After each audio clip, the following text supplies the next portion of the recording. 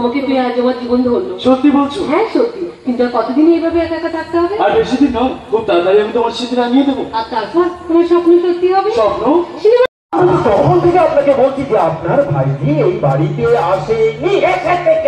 সেটা আমিও বুঝিয়ে দেব। আমারও নাম প্রতিলেশ্বর, ঈশ্বরের একটা অংশ আমি।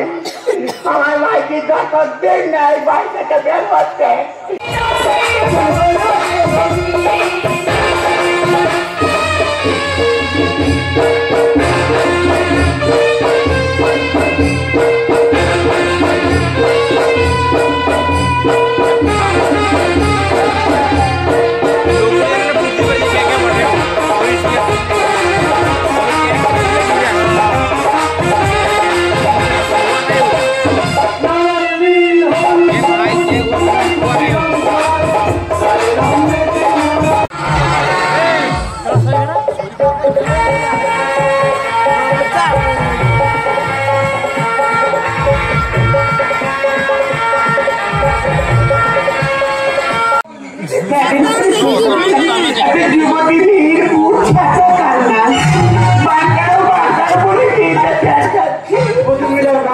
তুমি কিভাবে জানলে?